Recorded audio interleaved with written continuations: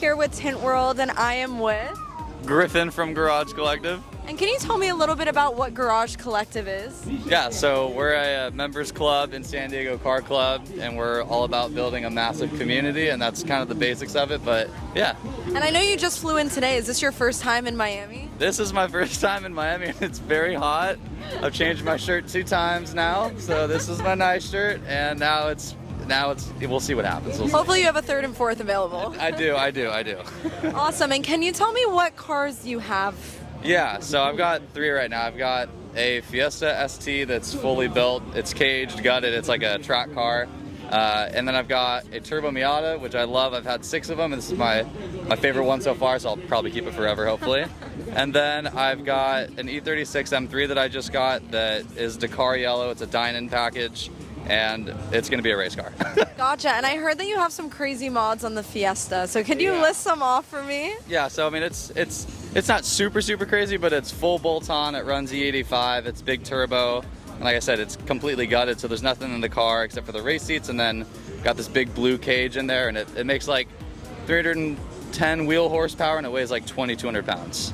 And as you said, you are from San Diego, and we do have some locations of Tint World there. So what has your experience been with Tint World in San Diego? It's been pretty sick. I didn't realize that you guys did more than just tinting, and I quickly realized that as soon as I walked into the Tint World. You guys, I mean, they do like PPF, they do part installs, detailing, and as well as tint, and it's pretty sick, yeah. And have you been there before personally? Yeah, I got my car tinted, I don't remember what car it was, but when I was like 19 or 20, that was like the first place I ever got my car tinted. Awesome. Could you tell me what you've noticed about the car culture from San Diego versus here in South Florida? Yeah, so there's definitely a lot more of a supercar culture here in Miami, which is pretty sick. I mean, I was driving in and I see a bunch of GT3s just at 9,000 RPM, so that's always a good way to start your morning. So it seems very fun and very intense, which is great, but San Diego's got kind of the same vibe. We're definitely got the supercars, obviously, but we've got JDM, and we've kind of got like a really good mix, especially with like the business that we're building. We like the mix, so we get a little bit of experience with everything, but this definitely seems like a supercar town, which I'm super down for. Oh, you're so amazing, you make me feel alright. The temperature's rising, take me for a ride. Oh, it's so amazing, we got the chemistry. So this is a Supra, which is pretty nice. I'm assuming by the setup that it's got the GTE motor, which is the turbo version of the 2JZ, and it looks pretty nice. Massive intake manifold, which means you know it's making some juice. Big old turbo, and these things make power like it's nothing, so I'm assuming, if I had to guess, which there's no real way to guess, but probably close to 1,000, which is rowdy. All right, we got Ray here. Ray's got an MK4 Supra. Yeah. What is done to this GTE motor? This motor, it has billet mains. It's completely built. It's built for 1,400 horsepower. Okay, so I guessed 1,000, so I was a little under, but that's okay. With that turbo, it's making 1,000. Oh, really? Engine's built for 1,400, but with that small little turbo, 1,000. So you're playing it safe at 1,000. All right, that's fair. Funner. How is traction for you in 4th gear? What, do you have Mickey Toms or anything? What are you running? This is a one-off wide body car, if you could tell. Yeah, I saw I have a 335 in the rear. A 335? Yeah. Oh my God. What type of wide body is it? It's a one-off. Oh, so it's just fully custom. Custom steel wide body. If you not touch it, it's custom made, all metal. Hear that? That's custom. Dude, this thing is sick.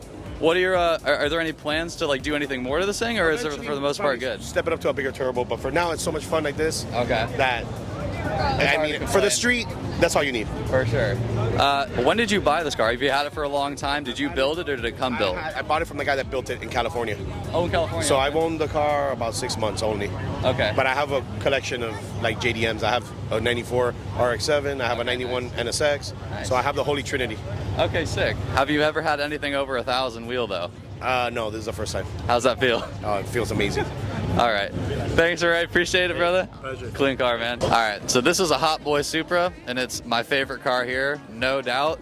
2JZ GTE. Just talked to the owner. It's making, or it has the potential to make 1,400 wheel horsepower. Right now, it's making 1,000, which is low boost.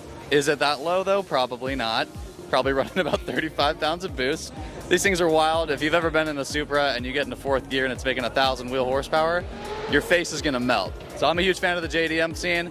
I'm a huge fan of Supras. It's my favorite car is the Supra. This 3RS is my favorite because this wing has active aero and it revs up to 9,000 RPM. It sounds sick. All right, I'm here with Samad. He's got a 570S McLaren, special MSO color. Yes, but sir. Samad, I know there's a story behind this. Can you tell me what happened on the way home when he purchased the car?